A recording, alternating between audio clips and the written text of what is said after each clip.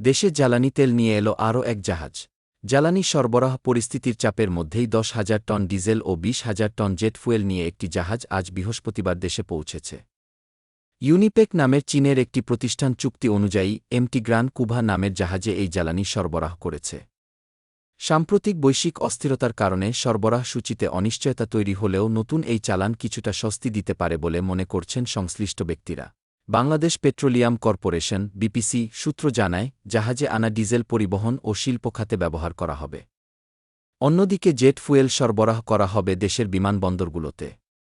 সম্প্রতি আন্তর্জাতিক বাজারে মূল্যবৃদ্ধি ও সরবরাহে বিলম্বের কারণে জ্বালানি ব্যবস্থাপনায় চাপ তৈরি হয়েছে। এ মাসে তেল নিয়ে 17টি জাহাজ দেশে আসার কথা ছিল। এর আগে এসেছে 8টি।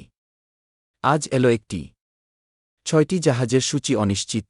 বিপিসির চেয়ারম্যান মোহাম্মদ রেজানুর রহমান বলেন, পূর্বনির্ধারিত সূচি অনুযায়ী ডিজেল ও জেট ফুয়েল নিয়ে জাহাজটি আজ সকালে দেশে এসেছে। এখন জ্বালানি সংকট নেই। বিকল্প উৎস থেকেও তেল সংগ্রহের চেষ্টা চলছে। বিপিসি সাধারণত সরকার থেকে সরকার G2G চুক্তি ও আন্তর্জাতিক দরপত্রের মাধ্যমে জ্বালানি আমদানি করে থাকে। বছরে 65 থেকে 68 লাখ টন জ্বালানি তেল আমদানি করা হয়। এর মধ্যে প্রায় 15 লাখ টন অপরিশোধিত তেল, যা মূলত সৌদি আরব ও সংযুক্ত আরব আমিরাত থেকে আসে।